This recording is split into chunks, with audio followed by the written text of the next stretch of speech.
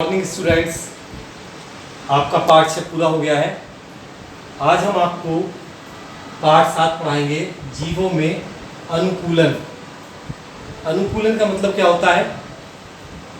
अनुकूल का मतलब होता है जो चीज़ें हमारे अनुरूप हैं, जो चीज़ें हमारे लिए लाभदायक हैं, वो हमारी अनुकूल चीज़ें हैं। जीवों में अनुकूलन। तो पाठ को शुरू करते हैं। सजीवों का वास स्थान। वास स्थान मतलब रहने का स्थान, जहाँ पर रहते हैं। एक जीव कहाँ रहेगा?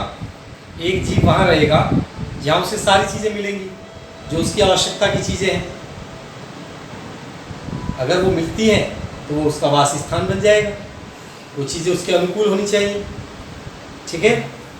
तो वह स्थान जहाँ किसी जीवधारी को पर्याप्त भोजन मिले, सुरक्षा मिले, जहाँ वो प्रजनन कर सके, जहाँ सारी परिस्थितियाँ उसके हित में हो, उसके अनुकूल हो, वो उसका वास स्थान कहलाता है। हमारी पृथ्वी पर कई वास स्थान हैं, जैसे वायु है, जल है, स्थल है, मरुस्थल है, बर्फ के स्थान हैं। बहुत सारी अलग अलग परिस्थितियाँ हैं और वहाँ पर अलग अलग जीव रहते हैं। जैसे जलीय जीव हैं, तो जलीय जीवों में जो जल में रहते हैं, जल उनके लिए अनुकूल है। वो जल में आराम से रह रहे हैं, उन्हें जल में पर्याप्त भोजन मिल रहा है, उन्हें पर्याप्त प्रजनन के लिए स्थान मिल रहा है, सुरक्षा मिल रही है, इसलिए वो जल में रहते हैं। स्थलीय जीव, जिन्हें जमीन पर रहने, खाने, पीने के लिए सब कुछ मिल रहा है, वो स्थल यानी जमीन पर रहते हैं, वो स्थलीय जीव हैं। जिन्हें मरुस्थल में सब कुछ मिल रहा है, जिनका शरीर मरुस्थल के लिए अनुकूल है या मरुस्थल उनके शरीर के लिए अनुकूल है, वो मरुस्थलीय जीव है। उभयचर क्या होते हैं? जो जल और स्थल दोनों पर रह सकते हैं, वे उभयचर जीव होते हैं। तो बच्चों, जल में रहने वाले जलीय जीव हैं, जैसे मछली है, सिंघाड़ा है, जलकुंभी है, कमल है, ये सब जलीय जीव है। स्थलीय जीव में मनुष्य है और शेर है, बकरी, भैंस, ये सब स्थलीय जीव हैं। ये जंगल में रहते हैं या कुछ हम लोग अपनी कॉलोनी बनाकर रहते हैं। मरुस्थलीय जीव क्या है? जो रेगिस्तान में रहते हैं, वो मरुस्थलीय जीव हैं। जैसे ऊँट है, बबूल है, कैक्टस है, वो सब मरुस्थलीय जीव हैं। कुछ उभयचर जीव मैंने बताए, जो जल और स्थल दोनों पे रहते हैं, वह उभयचर जीव है। ठीक है बच्चों। बच्चों, जैसे रहने का स्थान होता है किसी जीव का, वैसे ही उस जीव की शारीरिक संरचना भी होती है, या इसका उल्टा भी बोल सकते हैं, जैसे शारीरिक संरचना होगी वैसे ही उसके चारों तरफ का वातावरण भी होगा। तो क्योंकि जो शरीर है वो हमें वातावरण में रहने के अनुकूल बनाता है, ताकि हम उस वातावरण में आराम से रह सकें। जैसे मछली है, मछली कहाँ रहती है? जल में। क्यों? क्योंकि जल उसके लिए अनुकूल है, जल उसके लिए अच्छा है। कैसे अच्छा है? क्योंकि जो शरीर है, उसके शरीर का आकार कैसा है? नाव के जैसा है, नौका के जैसा है। आराम से वो पानी में इधर उधर चल सकती है। और सांस लेने के लिए उसके पास फेफड़े नहीं है, गलफैड़े हैं, गिल्स हैं, जिससे वो पानी में घुली हुई ऑक्सीजन को आराम से ले लेती है। इसलिए मछली जो है वो आराम से जल में रहती है। वो पंख दिए भगवान ने उसे तैरने के लिए, वो जमीन पर नहीं रह सकती क्योंकि वो वायु की ऑक्सीजन को नहीं ले सकती, उसके फेफड़े नहीं हैं, तो इसलिए जल ही उसके लिए अनुकूल है, इसलिए वो जल में आराम से रहती है। तो सभी वहाँ रहते हैं जहाँ का वातावरण उनके लिए अनुकूलित होता है। कभी कभी जीव अपने आप को वातावरण के अनुसार ढाल भी लेते हैं, ठीक है। सभी जीवधारी अपने निश्चित निवास क्षेत्रों में वास करते हैं। यदि इनके निवास में परिवर्तन होता है तो इन्हें कठिनाइयों का सामना करना पड़ता है और अधिक प्रतिकूल दिशाएं होने पर कभी कभी वो मर भी जाते हैं। या वे अपने आप को उस वातावरण के अनुसार बदल लें तो वो जीवित रह सकते हैं। ठीक है। अब जो जीव जहाँ रहता है उसका शरीर उसके अनुकूल होता है। जैसे ऊंट है, ऊंट मरुस्थलीय जीव है, रेगिस्तान में रहता है, तो वहाँ के अनुकूल के लिए उसमें क्या है, वो एक बार में बहुत सारा पानी पी लेता है और अपने शरीर में इकट्ठा कर लेता है। उसमें आपने देखा हो कमर पर कुबड़ होता है, उसमें वो बहुत सारा पानी इकट्ठा कर लेता है और वो काफ़ी समय तक फिर बिना पानी के रह सकता है। अब वो रेत में आसानी से कैसे चल देता है, उसके पैर जो होते हैं बड़े आकार के होते हैं और उनमें गद्दी भी होती है, जिसके कारण वो रेत में नहीं धंसते और वो आराम से चलता चला जाता है।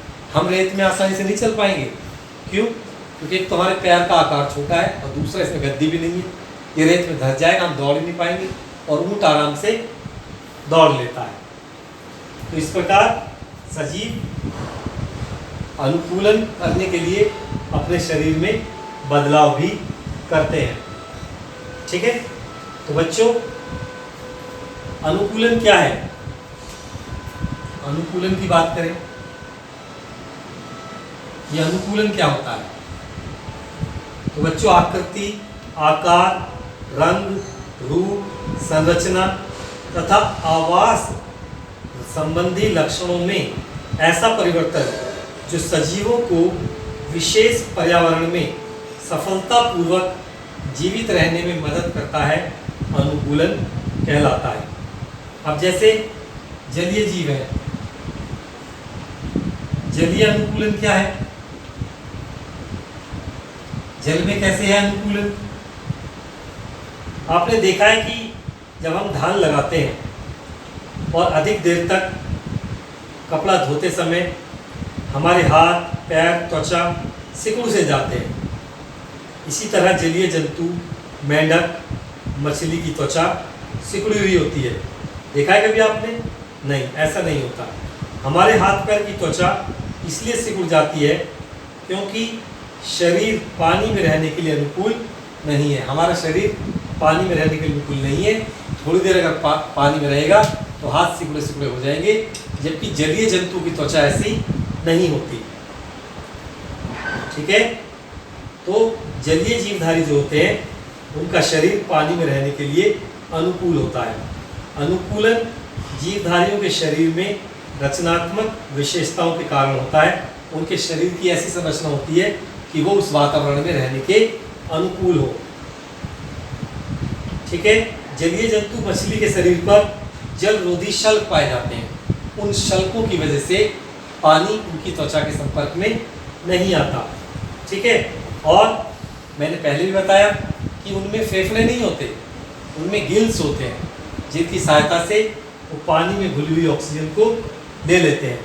शरीर में पंख होते हैं, गर्दन होती नहीं है उनकी, जिसके कारण वो आसानी से पानी में तैर लेते हैं।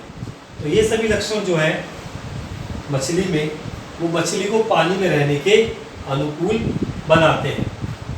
ठीक है बच्चों। मेंढक के जो पैर होते हैं उसमें ऐसे, जैसे मेरा हाथ है इस तरीके का होता है पैर, और ये जो उंगलियां उनके बीच में जगह नहीं होती, उनके बीच में जाली होती है। ठीक है। जिसे हम पाद जाल कहते हैं। ये उसकी पानी में तैरने में मदद करता है। ठीक है। और लंबी मांसपेशियां, जो हाथों में लंबी मांसपेशियां होती हैं, वो भूमि पर उसे कूदने में मदद करती है। और मेंढक जो होता है उसके फेफड़े भी होते हैं, तो वो वायु में भी सांस ले सकता है, और वो जल के अंदर अपनी त्वचा, अपनी खाल स्किन से सांस लेता है। इसीलिए उसका जो शरीर है वो जल में रहने के भी अनुकूल है और जमीन पर रहने के भी अनुकूल है। इस प्रकार जलीय पौधों में भी अनुकूलन होता है। इन पौधों का शरीर कोमल, कमजोर होता है, क्योंकि इन पौधों के शरीर के सभी भागों में मृदु ऊतक अधिक होते हैं और कोष्ठीय ऊतक अत्यंत अल्प मात्रा में पाए जाते हैं। पत्तियां पतली, कटी फटी अथवा तैरने की अवस्था में होती हैं। पत्तियों में प्राय छिद्र नहीं होते। इन पौधों में जड़ तंत्र बहुत कम होता है, अल्प विकसित होता है। तना पर्णग्रंथ तथा पत्तियों में अधिक वायु कोश होते हैं ताकि वो आसानी से पानी में तैर सके। जलीय पौधे स्पंजी और हल्के होते हैं, उन्हें आसानी से दबाया जा सकता है। स्पंजी मतलब वो थोड़े से फोम की तरह होते हैं, जैसे जलकुंभी है। जलीय पौधों के सभी भागों पर जलरोधी मोम या उपचर्म की परत पाई जाती है ताकि पानी उनके अंदर प्रवेश ना कर सके, पानी उन्हें नुकसान ना पहुंचा सके, इसलिए उनके ऊपर एक चिकनी परत होती है। ये पानी में उन्हें सड़ने से भी बचाती है। इन्हीं लक्षणों के कारण ये पौधे जलीय वातावरण में आराम से रह सकते हैं। तो बच्चों, वातावरण में रहने के लिए शरीर भी अनुकूल होता है, अन्यथा वातावरण में आप नहीं रह पाओगे अगर आपका शरीर वातावरण के अनुकूल नहीं है। इसी तरीके से स्थलीय जंतु हैं, वो भी स्थल पर रहने के लिए अनुकूलित है। ठीक है। मरुस्थलीय जंतुओं में भी कुछ लक्षण होते हैं। तो पहले स्थलीय अनुकूलन की बात करते हैं, जैसे बिल्ली, कुत्ता, बंदर, शेर, ये सब स्थल पर रहते हैं। और आम, अमरूद, सेब, ये पेड़ जो होते हैं ये भी ज़मीन पर होते हैं। स्थलीय जंतु जो होते हैं इनमें चलने के लिए पैर होते हैं, सांस लेने के लिए पूरा श्वसन तंत्र होता है जिसमें नाक है, फेफड़े हैं, बहुत सारी चीज़ें, पूरा श्वसन तंत्र विकसित होता है इनका। ऐसे जो पौधे होते हैं वो भी स्थल के अनुकूल होते हैं, उनका तना मजबूत होता है, जड़ तंत्र पूरा विकसित होता है, गहराई तक जाता है ताकि पौधे गिर ना सकें। पत्तियों में छिद्र होते हैं ताकि वो ऑक्सीजन ले सकें, कार्बन डाइऑक्साइड छोड़ सकें। ठीक है। तो उनका अनुकूलन उन्हें स्थल पर रहने के लायक बनाता है।